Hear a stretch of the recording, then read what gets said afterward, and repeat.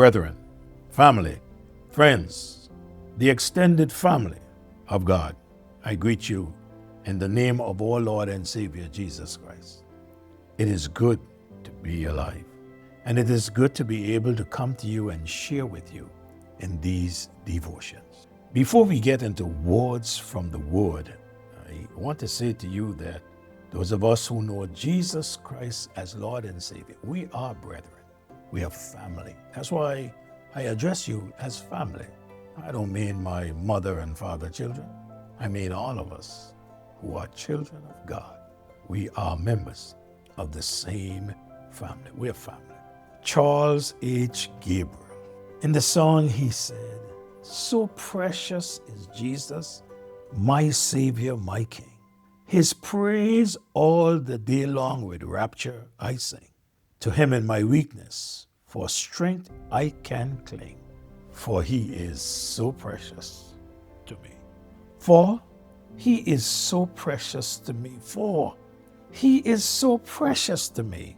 'Tis heaven below, my Redeemer to know. For he is so precious to me." I can join with the songwriter and say, Jesus is precious to me.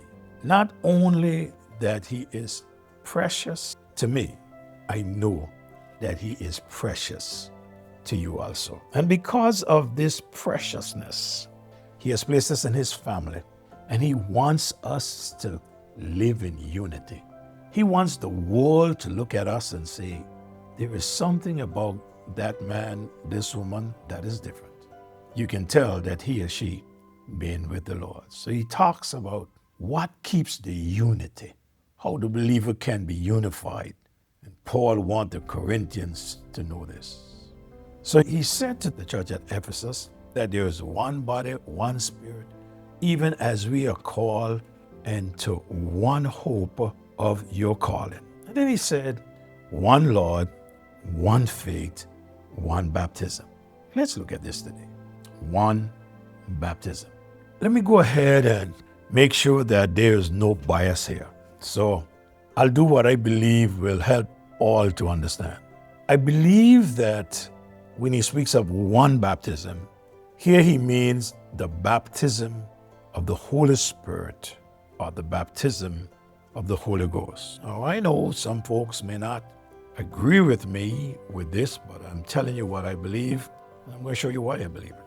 Now, one may ask, when you speak of the baptism of the Holy Spirit, when this takes place, I believe that this baptism of the Holy Spirit takes place when the sinner is placed in the body of Christ at conversion. Let me say it again. I believe that this takes place when the sinner is placed in the body of Christ at conversion. I looked at 1 Corinthians 12:13, for he said, "For by one Spirit are we all baptized into one body, whether we be Jews or Gentiles, whether we be bond or free. And we have all been able and have been all made to drink into one Spirit." To the Galatian believers he wrote, "For ye are all the children of God by faith in Jesus Christ. For as many of you as have been baptized into Christ have put on Christ. There is neither Jew nor Greek, there is neither bond nor free, there is neither male nor female, for ye are all one in Christ."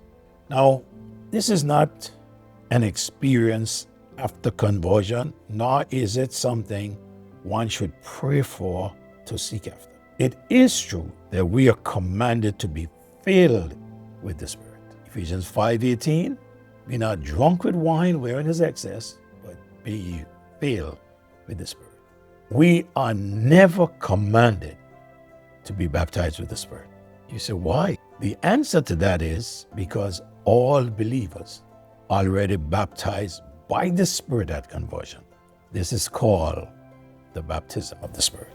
There is water baptism, also where this could be what he's referring to. This water baptism is a New Testament means of the believer publicly confessing Jesus Christ as Savior and Lord. This is the command given to the apostles and to the church. In Matthew 28, 19 and 20, go ye therefore and teach all nations, baptizing them in the name of the Father and of the Son and of the Holy Ghost, teaching them to observe all things whatsoever I have commanded you. And lo, I am with you always, even unto the end of the world. Amen. So the basic fundamental for unity is the primary rule or principle on which something is based. He talks about one baptism. Water baptism was extremely important in the early church. Now get this right. It was not as a means of salvation or in a special blessing. So why was it important? It was and continued to serve as a testimony of identifying the unity in Christ. It was to let the world know I'm also one of His.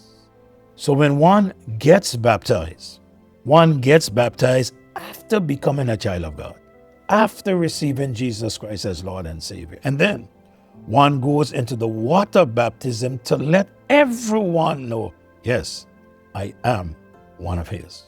I have accepted Jesus. I am a believer. I'm saved. I'm a child of God. Notice, no believer was baptized in the name of a local church. No believer was baptized in the name of a pastor or in the evangelist. No believer was ever baptized in the name of an apostle found in the New Testament. But they were baptized in the name of the Lord. If someone who receives Christ as Lord and Savior follows Him in believer's baptism after salvation, then there is no need for such a one to be taken to the water again for baptism. I repeat, if someone genuinely received Jesus Christ as Lord and Savior, they know they are saved. After salvation, they request to be baptized. They were scripturally baptized. I see no need for one to take them back to the water a second time to baptize them again. For the scripture says, there is one baptism.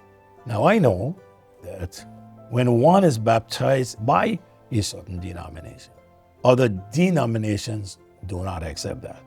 I can agree with that to a certain extent. If the person believed that baptism saved them, they were baptized to be saved, then salvation must be before baptism.